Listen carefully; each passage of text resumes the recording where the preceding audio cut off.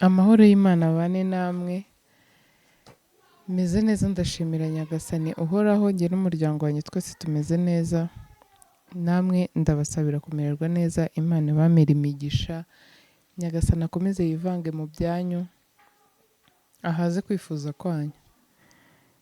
Rero hari umuntu wanyandikiye, nk'ibisanzwe hari abantu nababwiye badakunda kuba bajya imbere ya kamera ngo babwire ikibazo afite, ariko akumva yifuza kuba abantu benshi nyine bamugira inama. Nanabashimira ko abo mwagiriye inama hari icyo bakuyemo, kandi nanashimira abantu banyizera bakumva ko hari ikintu bambwira kugira ngo ngisangize abandi. Rero twagiye n'undi muntu yaramamagaye ambwira story yiwe, ayimbwira mu magambo make gusa nyine mu buryo bwumvikana.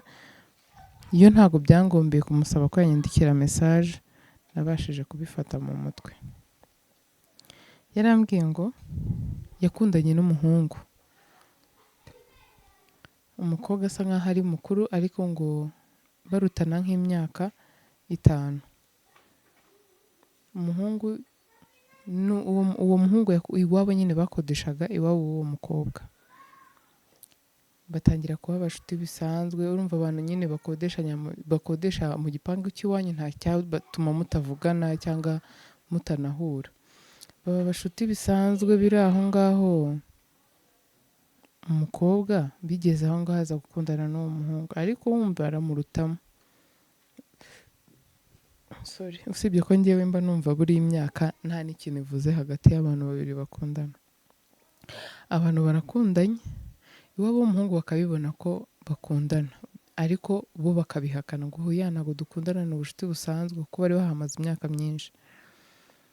Reka rero umuhungu yibonera amahirwe atsindire green card, yigira hanze.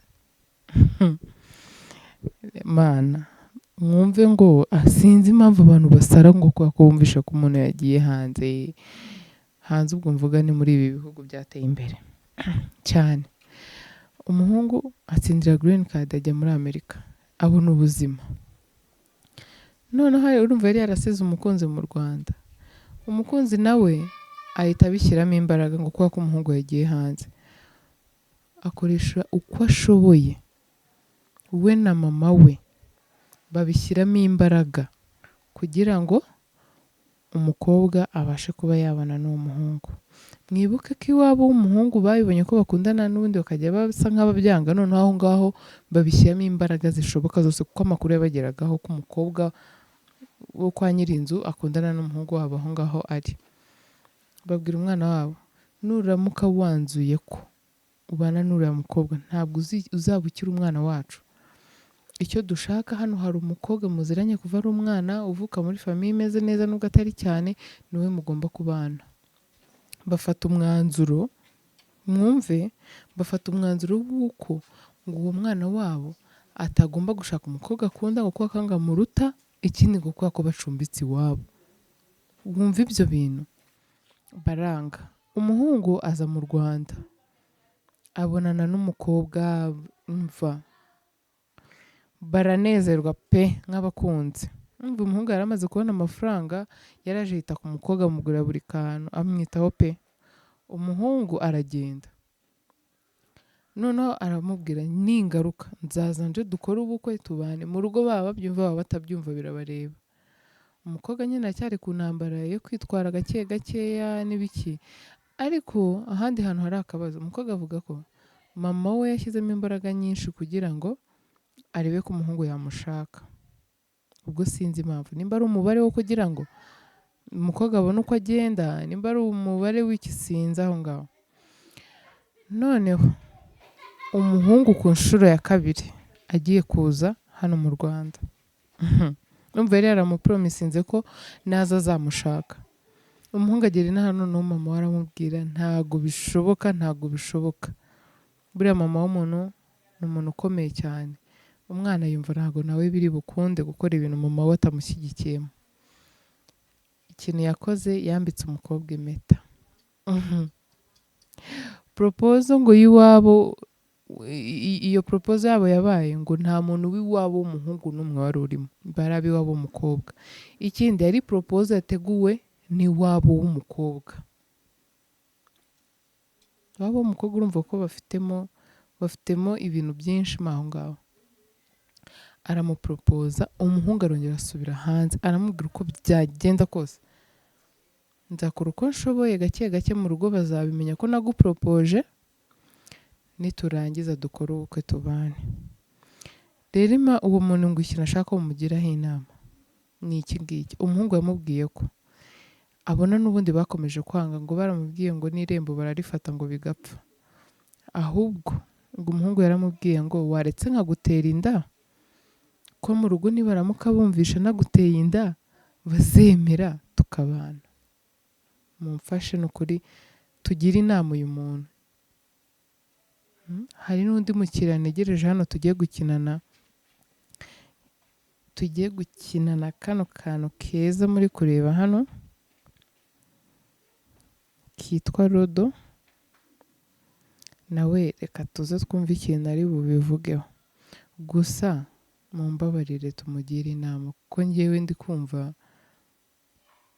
hari abantu benshi babaye ngo mu mafamiye ngo batabakunda iwabo w'aho bashatse, kandi reka tujye tukakwishyiramo amakode. Ntabwo iwabo w'umuhungu akenshi ari bo baba badashaka umukobwa, hoya na famiye z'iwabo w'umukobwa zirashoboka zikanga umuntu. Njyewe gusa ikintu cya mbere navuga, tujye tureka kwivanga mu bintu kireka ubona ari ibintu by'amafuta agiye gukora, sibyo? Twagiye rero no ku mukino wacu no ku nama zanyu, dukomeze dukurikire ukuntu gahunda zigiye kugenda. Umukiriya twari dutegereje rero yaje. Ahangaha ubwo ukuntu tugiye kubigenza, urabona ko nambaye umukara, we yambaye umutuku n'umweru. Ubu rero muratubwira uri gufana umutuku n'umweru n'abari gufana umukara. Ubwo n'ayo mabara niyo dukurikiza nyine mu mikino yacu. Hanyuma hasi kuri Rodo arakoresha icyatsi, njyewe ndakoresha umutuku. Tugiye kureba umuntu uri butsinde. Hano gift ni nyinshi ku muntu uri butsinde, sibyo? Sibyo kiriya? Nibyo. Sawa, nangire? Nta kibazo.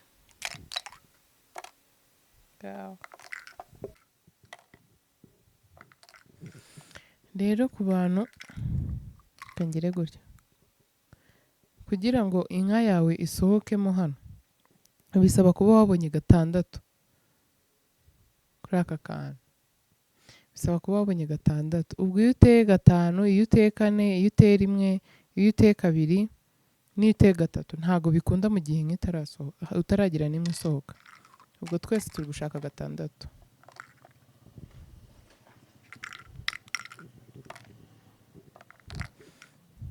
Yego.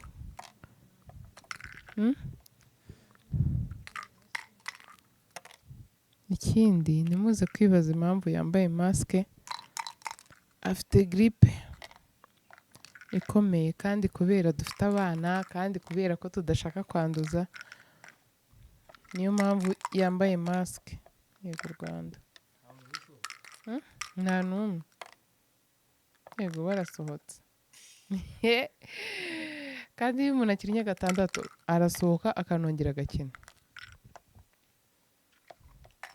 Rero nubwo naza gutsindwa, dore nanjye ndayibonye.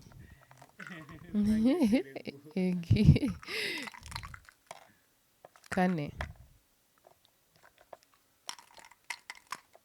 Turaza kubereka ukuntu mo imbere gateye neza.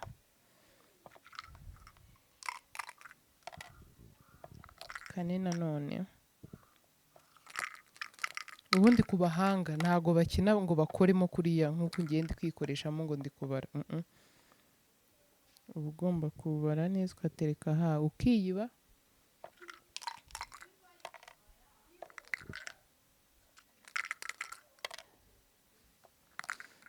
Make hari ikintu nshaka kukubaza si gatanu baza nta kibazo oya nari natsinze n'igihe ugomba kongera gukina.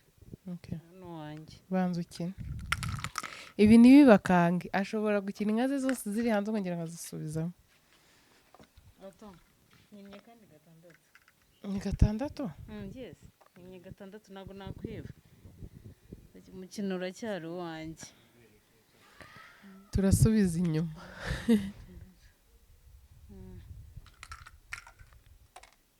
Gatandatu kandi. Uri kubibona? Nabibonye. Ceceka. Namwumvaga.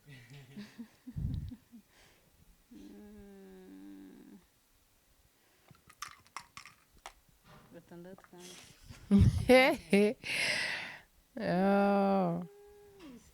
Si wowe? Nashoje n'ukina. Okay. Urantsinze. Nakiye. Ndeba itabi ahantu nari ngiye kandi nari Inda. Bwarayaze. Ni gatandatu ziri aha.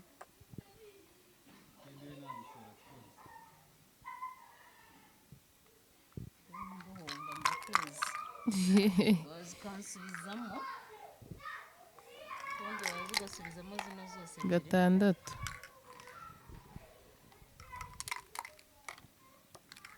Nakiye.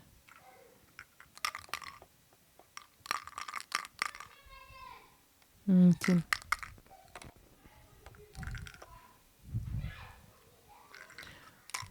Uravuga iki ku muntu? Urumva? Nk'umuhungu akubwiye ngo reka ngutere inda, sibyo? Kugira ngo famiye yanjye izemere ko tubana. Uri nk'umukobwa uri muri icyo kibazo. Wabyemera kandi umuhungu ubaye umukunda wabyanga byagenda gute?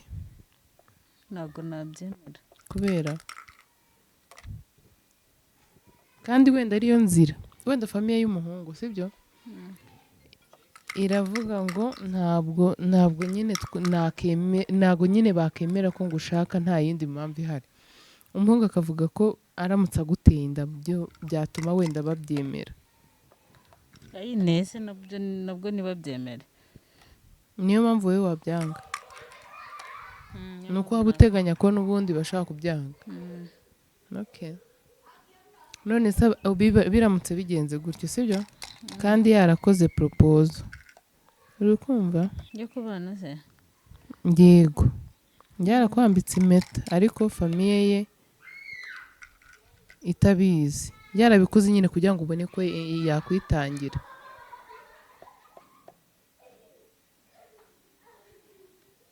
Wabigenza ute?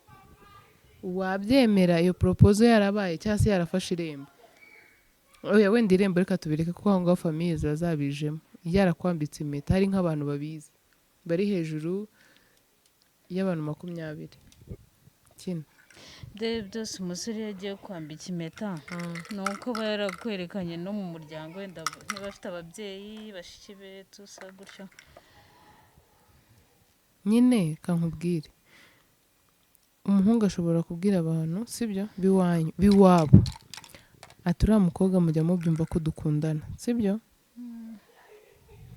Ahangaha nkaba ngusubijemo. Ni ibisanzwe ntabwo ari bwa mbere wamushubijemo. Uri kumva? Nari mbyiteguye. Mpamvu nakinaga vuba ngo nkumve imbere. Ahubwo reka uyu muhungisha. Uri kumva? Ntabwo aragerayo. Ntabwo ndagerayo. Ndacyafite urugendo. Katurebe. Araje n'ahandi ansubizemo. Ntabwo ngusubiza mu kintu.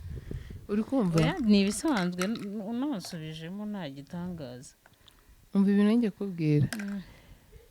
Umutipe abwiye iwabo.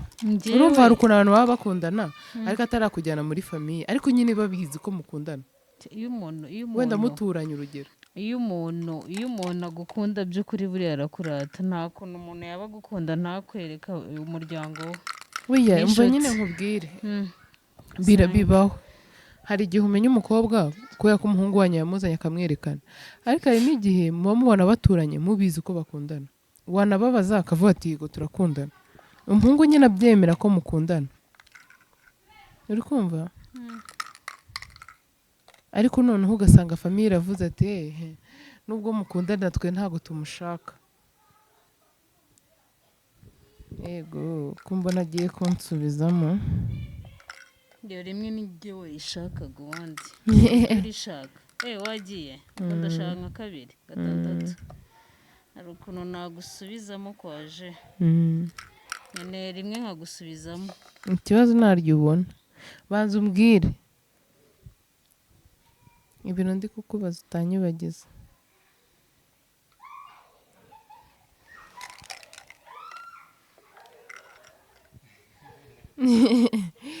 Sha none ajya bandoze rimwe 4 reka ndebe yajya imbere yanjye.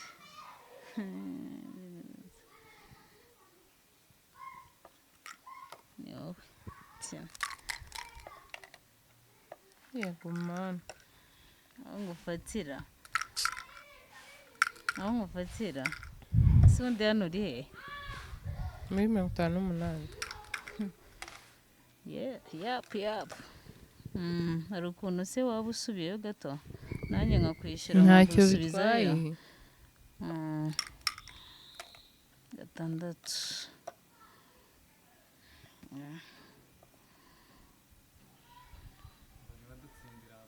ntabwo bishoboka, ntabwo ntabwo yansindira bishoboka hano. guteze.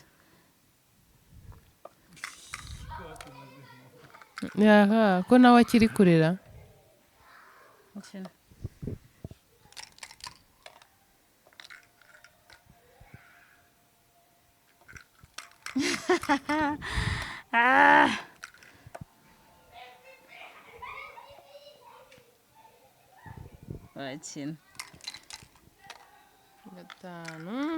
5 turebe 1 2 3 4 5. komereza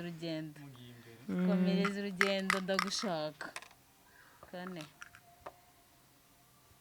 oya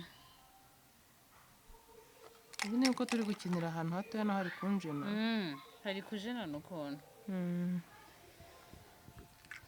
ni hatoya kabisa.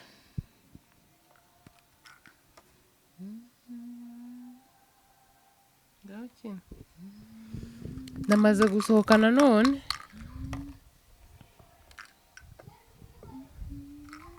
Ngiye kugusabira ku Mana ukomeze ibonere za rimwe, sibyo? nta kuntu se wari iryo sengesho warigisabira? Oya.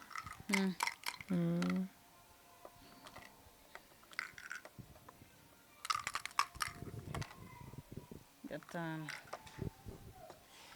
Mana we kangewe nere hano. Nzoza rimwe ukuntu nawe ukomeze uzakire nawe zakubera. hari ukuntu se wakwisubirayo? Nsubizayo ndongera nsohoke.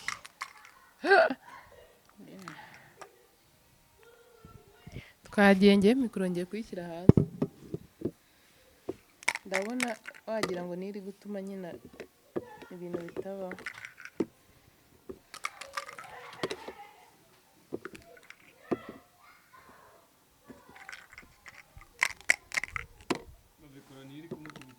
Niri kurukinda aho nafite feyi adafite mikoro.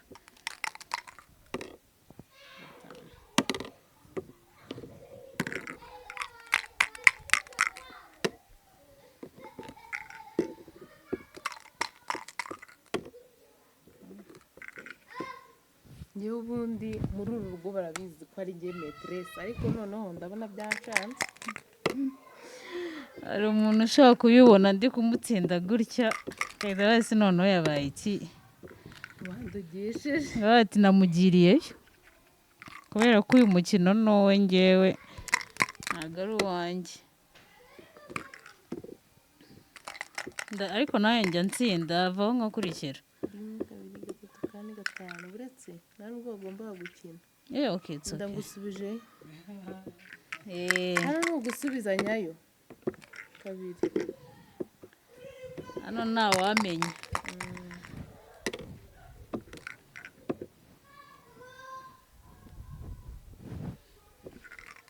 uzi ubwenge urihuta kugira ngo batagusubiza nushaka kwisubizeyo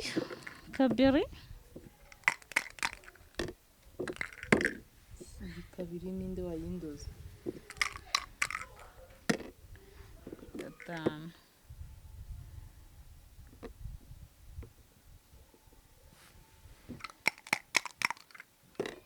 yego Rwanda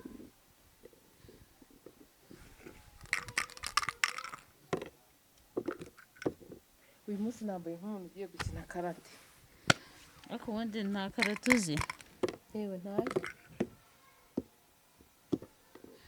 uyu munsi nambaye nk'umuntu ugiye gukina karate ni gift ya mukuru wanjye witwa Latifa acuruza amatise n'imyenda imeze gutya n'ayandi mamodeli menshi pe ndashimira n'abandi bantu bagiye bampa amagift atandukanye gift z'amafaranga gift zifatika zitaribwa zitambarwa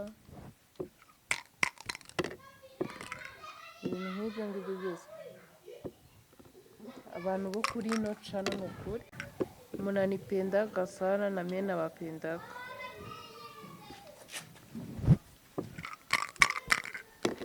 ngaho abantu bo kuri channel yawe baguye amagifti okay Latifa yarababimburiye azana ngo mbanze ngute kunoza kuri business induta kuri business ndavuga Latifa Latifa ni mukuru wanjye ndabizi kubwira n'abandi bantu nyine batumva kuvuga ngo kubwira abakiriya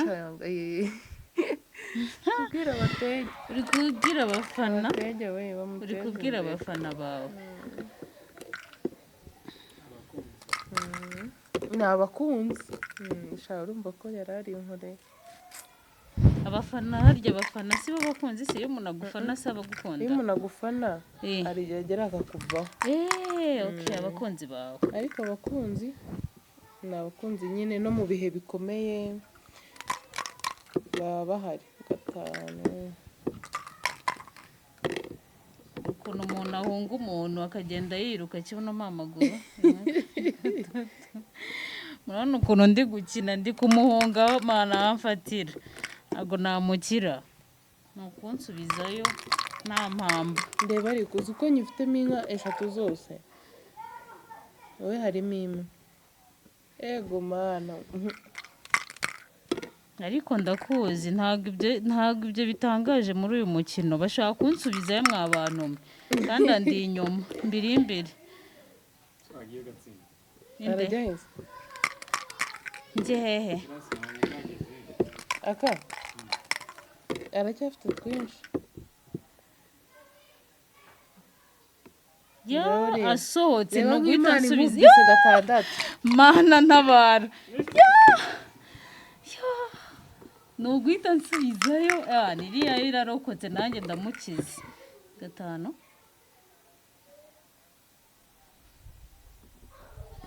uriya waramana ntabara oya waba uri imbere nene waba uri imbere yanjye gute nayikijije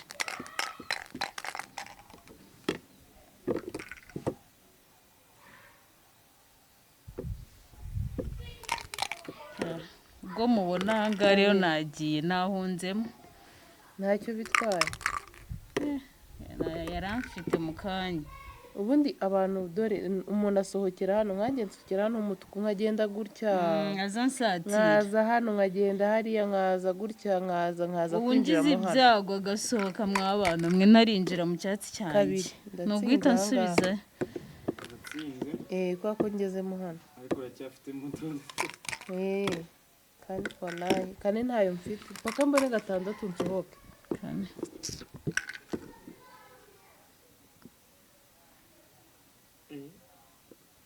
ibi ntibigukange muri game bibaho mana nshobora gukina nkaba namusubizamo 6 uretse ngo buretse inka zanjye 2 zifite umutekano ahubwo hariyo ngomba kuzana kino mama ifashe ubone rimwe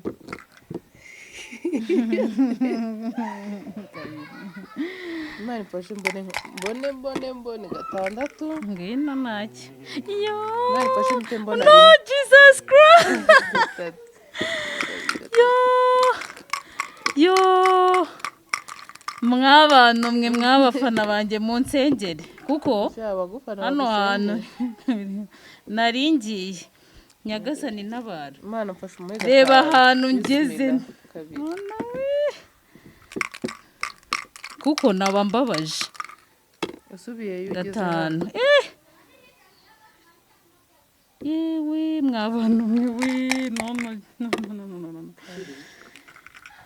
Nta kuntu waba uri kumfana se kamerama.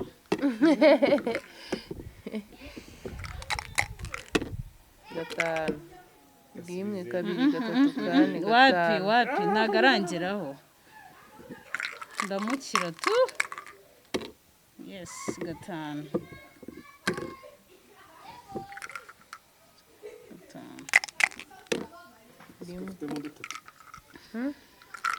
Ibi ntabwo byagukanga muri uyu mukino.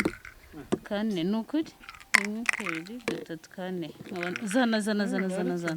Ndasenze. Yego. Rimwe. Oya nyine iri imwe kwa ko ikirimo hariya. Ntabwo byagukanga shaka kuntsinda.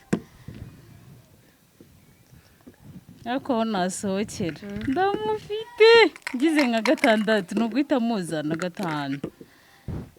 1 2 3 kane oya ntabwo ari inye ntajya ririmo hano. Iyi ntabwo byakunda ariko iya nyuma birakunda. 1 2 5 Gatanu ni hano.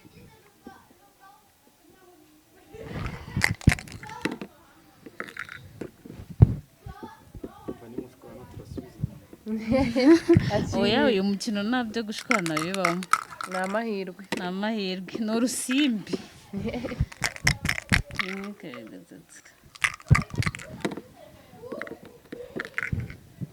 Mwana imwe gatandatu kuko nkeneye gukomeza nyina. Rimwe. Attends. Gatatu. Rimwe kabiri.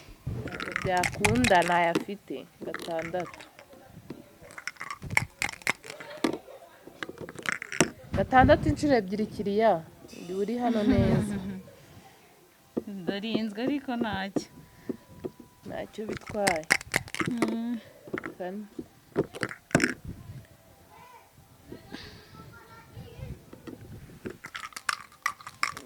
Mfate esanse. Gatanu.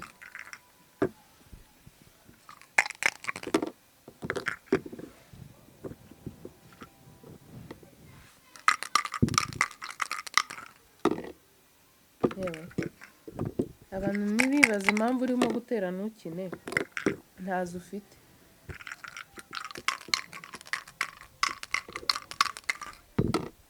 Gatandatu. Icyo ukeneye ni rimwe na gatandatu urayibonye. Gatatu.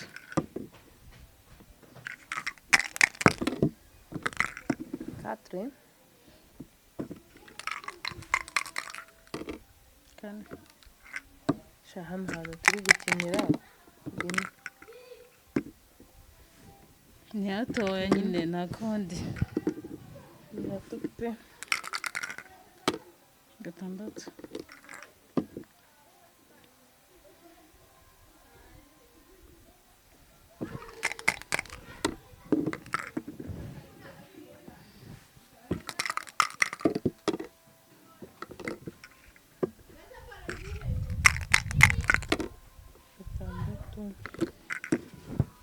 Rimwe, kabiri, gatatu, kane, gatanu, gatandatu. Babibonye ko musubijeyo. Rimwe akiri.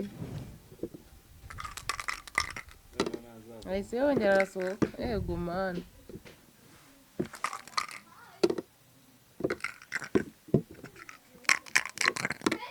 Kane. Rimwe, kabiri, gatatu, kane.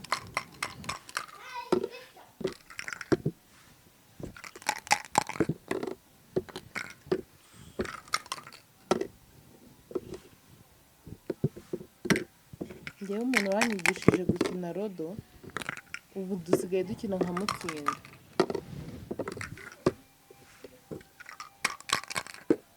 Umukiriya bita Rata nakinye gatandatu sheri. yewe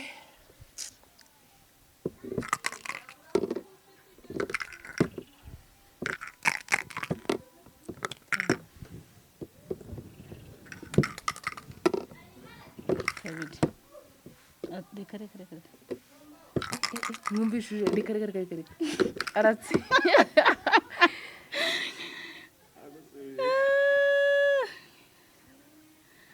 gatanu holele kina masheri kina nyine warubonye kina gatanu wateye kina buretse 1 2 3 4 5 ni gatanu wateye sinarindi muri gatandatu se wari uri hano ntabwo narindi muri gatandatu wari uri hano, okay it's okay ntacyo hano ku icumi nta kibazo gatandatu 1 2 3 4 5 6 nyagasani gatandatu ubu nayo ni hano mbana mindi hano gatanu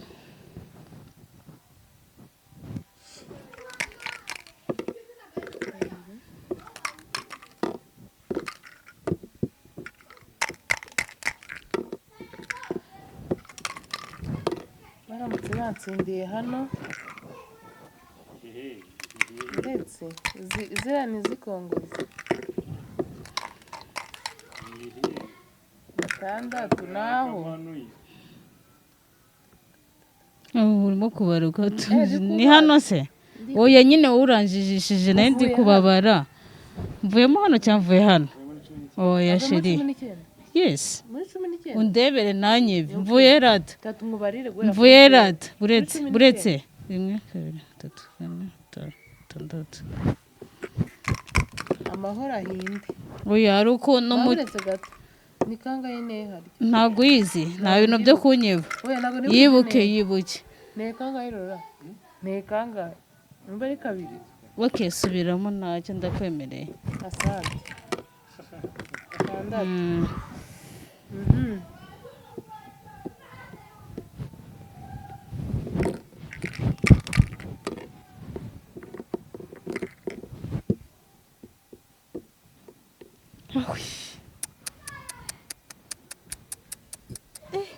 amen wajya kunsubizayo hano nuko nayo ngoye umukino nabyibona kuri kane hano nta mbabazi wangira ndabizi n'ukuntu nguhaye umukino sheri nta mujyi ugira ndakuzi tujya dukina uyu muntu turi gukinana nta muwagira yansubizayo ngeze hariya n'ubu andi inyuma ariko afite akantu kari inyuma cyane n'ubu yaza akansubizayo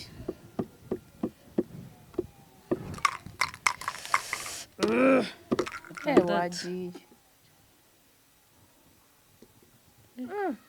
avuye ahera ko mbona gatandatu bibaye byinshi ntabwo wabaze none mbaze neza ntabwo nakweba gatanu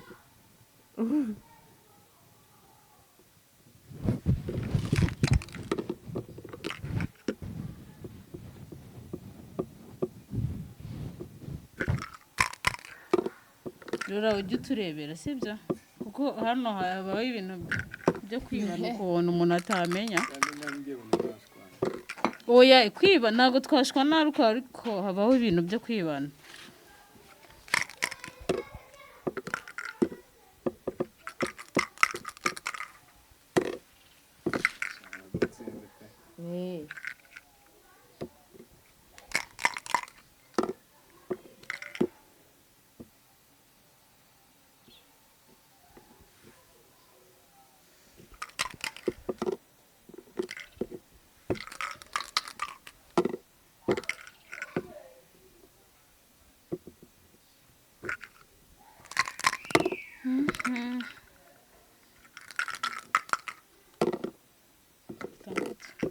yagiye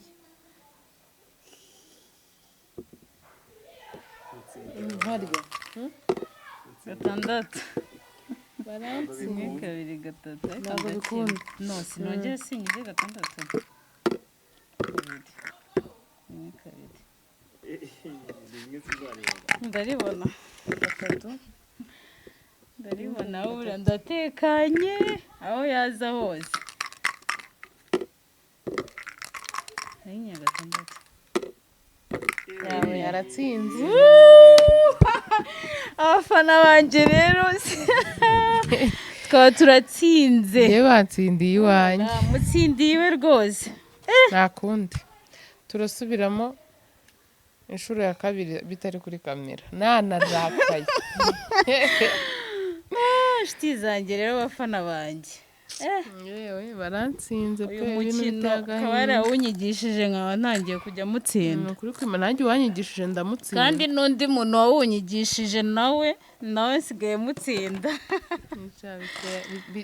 bivuga ngo ndi umunyeshuri mwiza mu ishuri wabaga uwa mbere turatsinze rero ubwo turaza kwihemba n'abafana banjye murakoze n'ibihembo twabateguriye muraza kubibona mu kanya igihembo kiri hano igihembo kiri hano si hafi ya mbere ndajya kukizana nibagiye kukizana ariko ngiye kukivuga oya genda ukizane kugira ngo abafana bakibone oya ni kure rata ariko reka nyivuge oya ashaka kutubeshya igihembo gihari ni iki ni ajenda na bike ajenda ko nzigurisha mbabari ndetse ibihembo umuntu yihitiramo uyu mukiriya ra